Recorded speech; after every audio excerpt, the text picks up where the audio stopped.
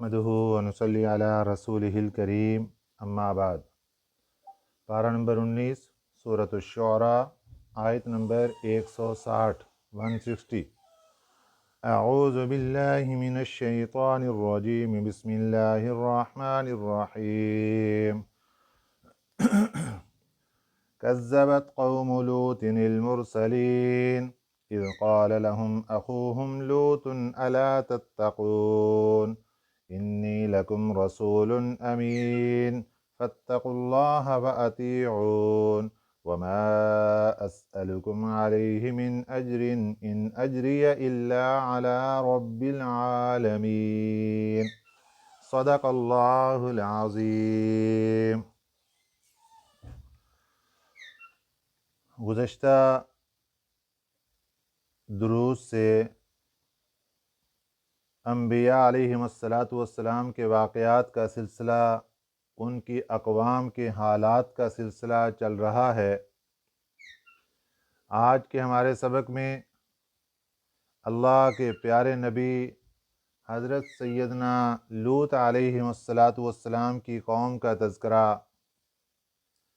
حضرت لوط علیہم السلام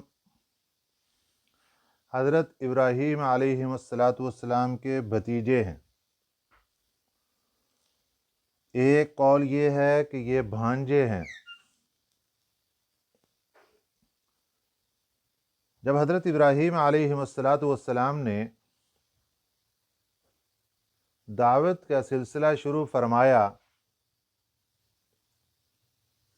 تو صرف 2 لوگ ایمان لائے۔ ایک آپ کی اہلیہ محترمہ حضرت سارہ علیہ السلام، اور دوسرے نمبر پر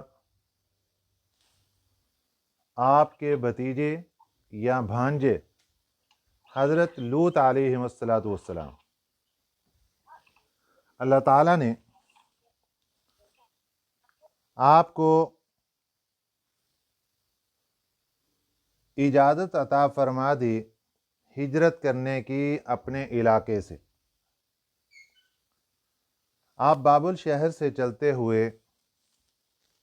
مصر کے راستے سے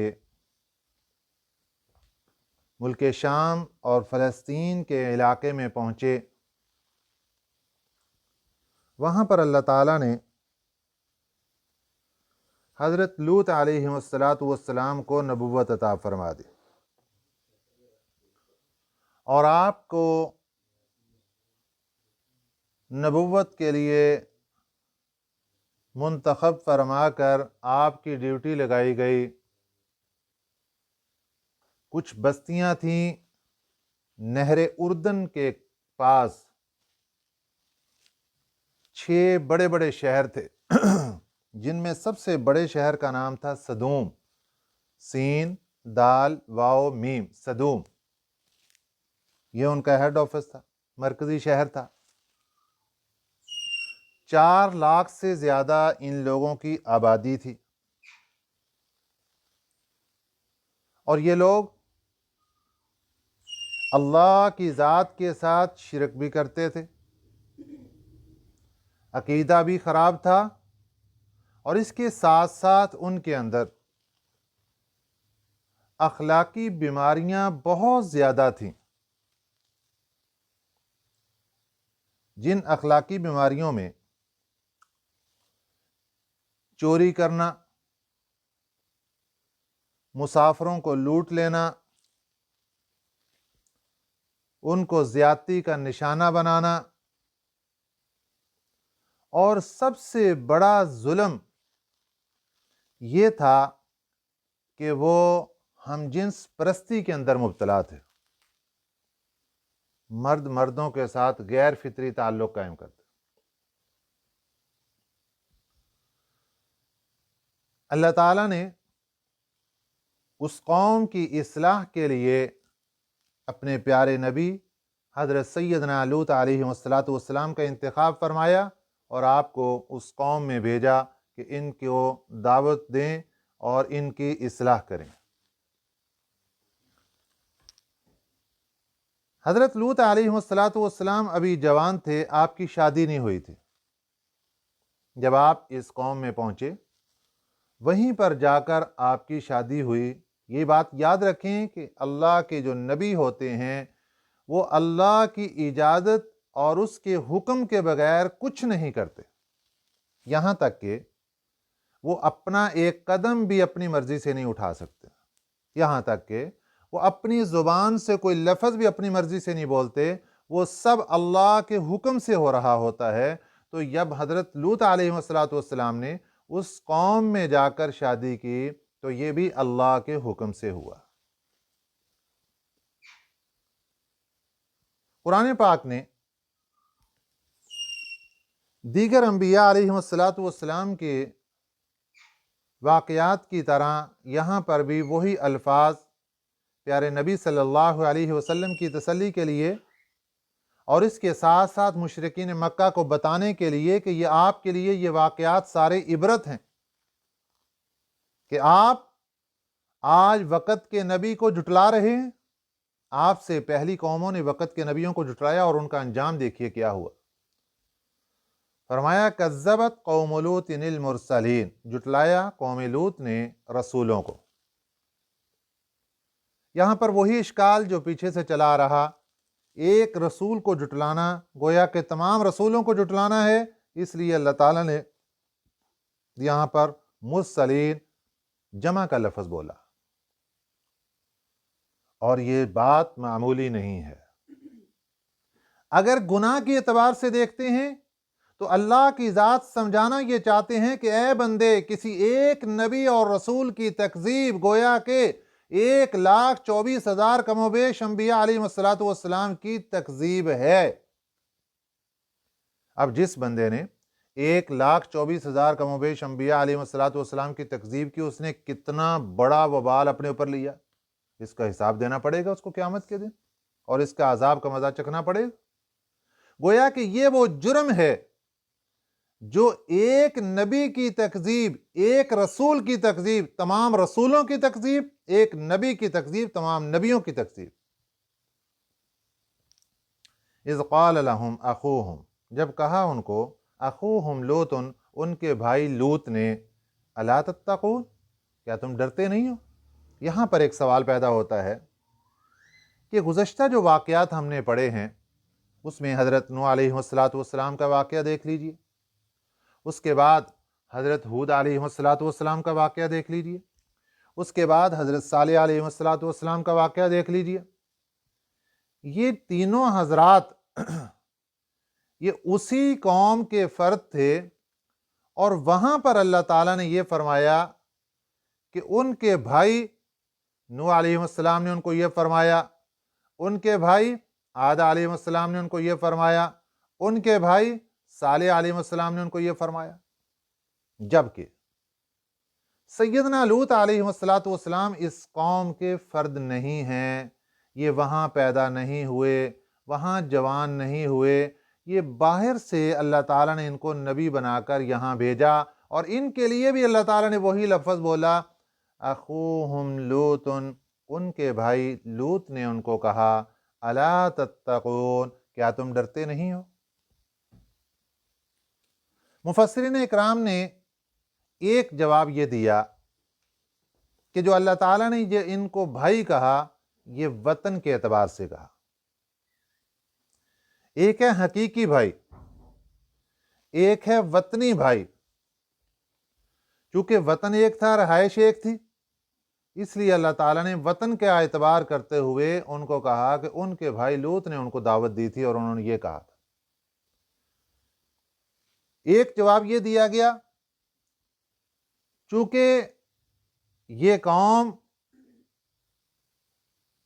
حضرت لوط علیہ السلام کے لیے سسرالی خاندان تھا، سسرالی رشتہ دار تھے، اور سسرالی رشتہ دار بھی اپنے ہی ہوتے ہیں، اس لیے پھر ان کو کہا گیا کہ یہ ان کے بھائی کو لوط کو ان کے پاس بھیجا، اور انہوں نے کہا کہ الا تتقون، کیوں نہیں تم ڈرتے؟ کیا تم ڈرتے نہیں؟ انی لکم رسول امین، بے شک میں تمہارے پاس رسول ہوں امانت دار، فاتقوا اللہ، اللہ سے ڈرو، واطیعون، اور میری بات مان لو، وما اسألکم علیہ من اجر، اور نہیں میں سوال کرتا اس بات پر من اجرن کسی وظیفہ تنخواہ کا، ان اجریہ نہیں ہے میرا وظیفہ تنخواہ، الا علی رب العالمین مگر رب العالمین کے ذمہ۔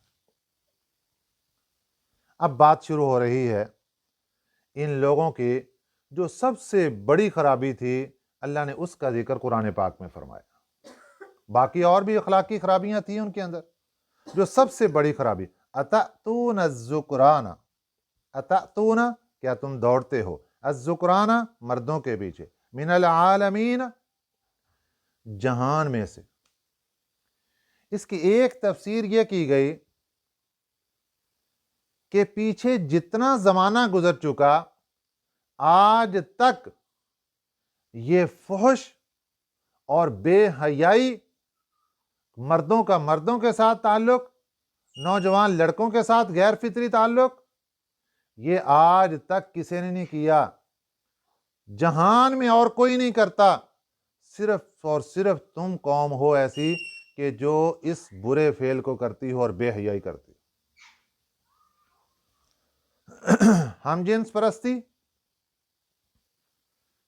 یہ اسلام میں جائز نہیں۔ غیر مسلم کے لوگ، غیر مذاہب کے لوگ، چونکہ ان کا کوئی مذہب اور دین نہیں ہے، وہ بڑے عجیب و غریب اپنے پاس قانون اور کیا کچھ بناتے ہیں۔ ایک تفسیر تو یہ ہوگی۔ دوسری تفسیر یہ ہے کہ جہان میں مردوں کو ہی تم تلاش کر کے، نوجوان خوبصورت لڑکوں کو تلاش کر کے اس بدفعلی کے لیے غیر فطری تعلق قائم کرتے ہو، وَتَذَرُونَ اور چھوڑ دیتے ہو، مَا خَلَقَ لَكُمْ ان کو جن کو پیدا کیا تمہارے واسطے، ربکم تمہارے رب نے، وہ کون ہیں؟ من ازواجکم تمہاری بیویاں۔ اللہ نے بیوی کو پیدا کیا ہے، ان کو چھوڑ رہے ہو، اور نفسانی خواہشات کا یہ تقاضے کہاں پورے کر رہے ہیں؟ جا کر یہ مردوں کے اوپر، لڑکوں کے اوپر۔ بل انتم قوم عادون بلکہ تم وہ قوم ہو، عادون جو حد سے تجاوز کرنے والی ہو۔ یہ فیصلہ سنا دیا حضرت لوط علیہ السلام نے، تم سو حد سے تجاوز کر گئے ہو، آج تک کسی نے یہ برا فعل نہیں کیا جو تم کرتے ہو، لواطت کا فعل۔ اب ان کو دعوت دینی شروع کی، ان کو بار بار اس بات سے منع کیا۔ تو انسان کا کام یہ ہے کہ جو جس کام پہ لگا ہے، انسانی فطرت ہے، وہ غلط ہے یا صحیح ہے، وہ اس پر ایسا ڈٹا ہوتا ہے کہ جب کوئی اس کو جا کر وہاں سے چھڑانا چاہتا ہے تو اس کے گلے پڑ جاتا ہے۔ تم کون ہو مجھے روکنے والے؟ یہاں تک کہ جب حضرت لوط علیہ السلام نے ان کو فرمایا کہ یہ برا فعل ہے اور مردود ہے، ناپاک ہے، گندا ہے، جب اس کی برائیاں بیان کی تو نعوذ باللہ من ذالک، بجائے اس کے کہ بات مانتے، حضرت لوط علیہ السلام کو کیا کہنے لگے؟ آپ اتنے پاک ہیں تو یہاں سے چلے جائیں۔ آج کے زمانے میں بھی اگر کوئی بندہ دین کی بات کرتا ہے کہ بھئی یہ جو مجلس تم لے کے بیٹھے ہو، یہاں گناہ کر رہے ہو، کیا کر رہے ہو تم؟ بھئی تم اتنے نیک ہو تو جاؤ، تم بڑا آ گیا ولی اللہ اور بڑا آ گیا، پتہ نہیں کیا کچھ زبان سے بک دیتے ہیں۔ اب پچھلی اقوام کے الفاظ سن لیجئے اور آج کے زمانے کے لوگوں کے الفاظ سن لیجئے، ان لوگوں نے بھی دین کو ٹارگٹ کیا، نبی کی بات کو ٹارگٹ کیا، اور آج کے زمانے میں بھی دین اسلام اور نیک لوگوں کی باتوں کو ٹارگٹ کیا جاتا ہے، اور ان کو جناب یہ کہہ کر رد کر دیا جاتا ہے بڑے آ گئے نیک، جاؤ تم۔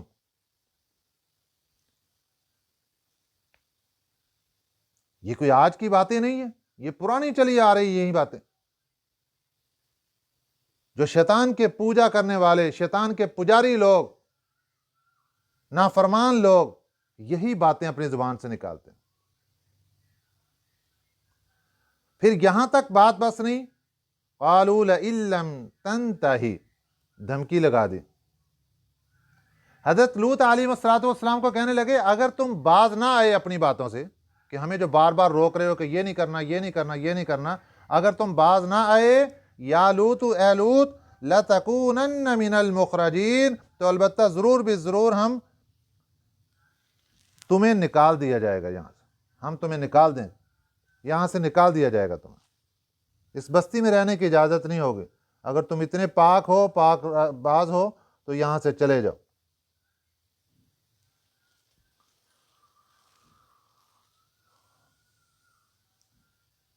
حضرت لوط علیہ السلام آپ نے فرمایا کہ مجھے اللہ تعالیٰ نے ڈیوٹی لگائی ہے، میں نے تو برے کو برا کہنا ہی کہنا ہے۔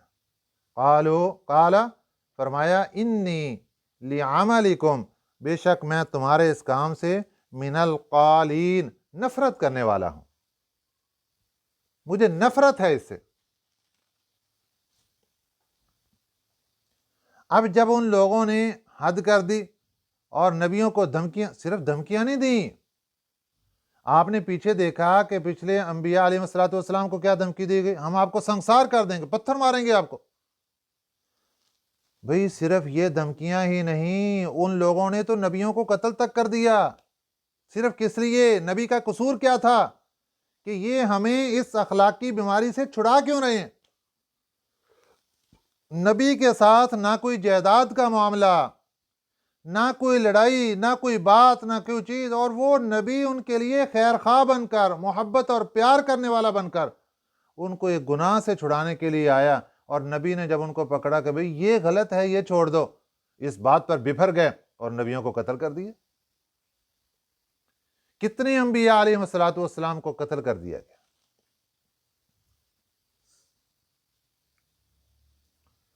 تو حضرت لوط علیہ السلام نے اللہ کے دربار میں ہاتھ اٹھا دیے جب یہ ان لوگوں کے جو اعمال تھے وہ حد سے تجاوز کر گئے، اور اللہ نے اپنے عذاب کا ارادہ فرما لیا، عذاب کی نشانیاں آنی شروع ہو گئیں۔ آپ نے دعا فرمائی، رب نجنی، اے میرے رب مجھے نجات دے دیجیے، مجھے بچا لیجیے، وَأَهْلِي، اور میرے گھر والوں کو، مما یعملون، اس چیز سے یہ جو کام کرتے ہیں۔ ان کو اپنے کرتوتوں پر سزا ملنے لگی ہے، اور اس کی پوری تفصیل قرآن پاک میں مختلف جگہ پر آئی کہ اللہ کے فرشتے آ گئے اور وہ انسانی شکل میں تھے، خوبصورت لڑکوں کی شکل میں تھے، اور یہ ان پر بھی جھپٹ پڑے اپنی خواہشات پوری کرنے کے لیے۔ اور پھر اللہ تعالیٰ نے ان فرشتوں کو حکم دیا، انہوں نے پھر اپنا آپ ظاہر کر دیا، اور اس کے بعد پھر عذاب آ گیا، اور عذاب ایسا آیا ان لوگوں پر۔ 3 عذاب ان کے بارے میں ذکر ہیں، قوم لوط کے بارے میں۔ ایک عذاب یہ ہے کہ ایک چیخ آئی جس کی وجہ سے ان کے کلیجے پھٹ گئے، مر گئے۔ اور دوسرا عذاب یہ آیا کہ ان کو زمین سے اٹھا کر آسمان تک لے جایا گیا، اور وہاں سے یہ جو پورے کے پورے 6 بستیاں اور بڑے بڑے دیہات اور شہر، اور 6 بڑے بڑے شہر تھے، اور باقی دیہات، قصبے اور دیہات اور گاؤں سارے تھے، ان سب کو 4 لاکھ سے زیادہ آبادی، ان سب کو نیچے سے زمین سے اٹھایا۔ ایسے اٹھایا حضرت جبرائیل امین علیہ السلام نے جس طرح ایک درخت کو ٹکیا نکالی جاتی ہے دوسری جگہ شفٹ کرنے کے لیے، ایسے پوری کی پوری زمین کو نیچے سے ٹکیا اٹھا لیا، اور اٹھا کے آسمانوں کے پاس لے جا کر وہاں سے الٹا کر کے پٹک دیا۔ اور تیسرا عذاب ان پر یہ آیا کہ اللہ تعالیٰ نے آسمان سے ان پر پتھروں کی بارش برسائی۔ فَنَجَّيْنَاهُ، ہم نے نجات دے دی ان کو، وَأَهْلَهُ، اور ان کے گھر کو، اجمعین، سب کو، ان کے اہل کو، اہل سے مراد یہاں پر ایمان والے، إِلَّا عَجُوزًا، مگر ایک بڑھیا، فِي الْغَابِرِينَ، جو پیچھے رہنے والوں میں ہوگی۔ یہاں بڑھیا سے مراد حضرت لوط علیہ السلام کی اہلیہ، یہ کافروں کا ساتھ دیتی تھی، اور کافروں کے ساتھ ان کا عقیدہ تھا، اور حضرت لوط علیہ السلام پر ایمان نہیں لائی تھی۔ جب عذاب آیا تو اللہ تعالیٰ نے عذاب میں ان کو بھی پکڑ لیا۔ 2 نبی ایسے ہیں کہ جن کی بیوی عذاب کے اندر پکڑی گئی کیونکہ وہ کفر کا عقیدہ رکھتی تھی، ایک حضرت نوح علیہ السلام کی بیوی، اور ایک حضرت لوط علیہ السلام کی بیوی۔ ثم دمرنا الآخرین، اللہ فرماتے ہیں کہ حضرت لوط علیہ السلام اور ان کے ایمان والوں کو وہاں سے نکال لیا۔ آپ کی بیٹیاں تھیں، بیٹا کوئی نہیں تھا، بیٹیاں تھیں اور باقی کچھ ایمان والے، ان کو نکال لیا اس بستی سے۔ ثم دمرنا، پھر ہم نے ہلاک کر دیا، الآخرین، پیچھے رہنے والوں کو، سب ہلاک کر دیے گئے۔ وَأَمْطَرْنَا اور ہم نے برسایا علیہم ان پر مطرًا برسانا فَسَاءَ مَطَرُ الْمُنذَرِينَ برا ہے برسانا ڈرائے ہوئے کو۔ یہ جو ڈرائے گئے تھے ان کو ڈرایا تھا کہ اللہ کے عذاب سے ڈر جاؤ، لیکن یہ ان لوگوں نے اس کے اوپر کان نہیں دھرا اور اس کے اوپر توجہ نہیں کی، اس کی وجہ سے پھر اللہ پاک نے ان کے اوپر پتھروں کی بارش، یہ جو برسانا ہے، یہ جو میਂہ برسایا گیا پتھروں کا میंہ برسایا گیا ان پر۔ ایک ایک پتھر اس پر نشان لگے ہوئے تھے کہ یہ فلاں آدمی کو لگنا، بلکہ اس پر نام لکھے ہوئے تھے، فلاں چودھری فلاں سردار پر یہ پتھر جا کر لگے گا، اور وہ اس کے اوپر لگتا اور اس کو تہس نہس کر دیتا۔ یہ اللہ کا عذاب۔ ان فی ذلک لآیہ، بے شک اس میں نشانی ہے۔ یہ جو پورا واقعہ حضرت لوط علیہ السلام کا بیان کیا گیا، اس میں نشانی ہے، عبرت ہے۔ وما کان اکثرهم مؤمنین، اور پھر بھی اکثر ان میں سے ایمان نہیں لانے والے۔ یہ اللہ تعالیٰ نے مشرکین مکہ کے حالات بیان کیے کہ سب کچھ سننے کے بعد بھی ان میں سے اکثر ایمان لانے والے نہیں۔ وَإِنَّ رَبَّكَ لَهُوَ الْعَزِيزُ الرَّحِيمُ، اور بے شک تیرا رب وہ زبردست ہے، رحیم رحم کرنے والا ہے۔ اللہ تعالیٰ ہمیں قرآنی تعلیمات پر عمل کرنے والا بنائے اور نیک لوگوں کے ساتھ رہنے کا اور ان کی طرح بننے کی توفیق عطا فرمائے، آمین۔ وما علینا الا البلاغ المبین۔ اللہم صلی علی محمد وعلی آل محمد کما صلیت علی ابراہیم وعلی آل ابراہیم انک حمید مجید۔ اللہم بارک علی محمد وعلی آل محمد کما بارکت علی ابراہیم وعلی آل ابراہیم انک حمید مجید۔ اللہم انت السلام ومنک السلام تبارکت ربنا وتعالیت یا ذو الجلال والاکرام۔ اے ہمارے کریم اللہ، اپنی رحمت سے ہماری دعاؤں کو قبول فرما لے۔ اللہ جی بیماروں کو شفا عطا فرما دیجئے۔ اے ہمارے پیارے اللہ، جتنے لوگ ایمان کی حالت میں دنیا سے چلے گئے سب کی مغفرت فرما دیجئے۔ اے ہمارے پیارے اللہ، جتنے لوگ بیمار ہیں سب کو شفا عطا فرما دیجئے۔ ہم سب کو ایمان والی زندگی، خاتمہ بالخیر نصیب فرما دیجئے۔ اپنے گھر بیت اللہ کی زیارت نصیب فرما دیجئے۔ نبی پاک صلی اللہ علیہ وسلم کے روضہ مبارک کی حاضری نصیب فرما دیجئے۔ یا اللہ، جب ہماری موت کا وقت آئے قرآن پاک کا سایہ رحمت عطا فرما کر ہم سب کو کلمہ طیبہ کی دولت نصیب فرما دیجئے۔ یا اللہ، جب قبر کے اندر جائیں تو قبر کی تنگیوں سے اور قبر کی مشکلات سے ہم سب کو محفوظ فرما لیجئے۔ اے ہمارے پیارے اللہ، جب میدان حشر میں جائیں وہاں قرآن پاک کا سایہ رحمت عطا فرما دیجئے، اور اسی قرآن پاک کے سایہ رحمت میں ہم سب کو جنت میں جگہ عطا فرما دیجئے۔ اے اللہ، مرتے دم تک قرآن پاک کے ساتھ نسبت، جوڑ اور تعلق قائم رکھنے کی توفیق عطا فرما دیجئے۔ اللہم ربنا تقبل منا انک انت السمیع العلیم وتب علینا انک انت التواب الرحیم، وصلی اللہ تعالی علی خیر خلقہ محمد وآلہ واصحابہ اجمعین برحمتک۔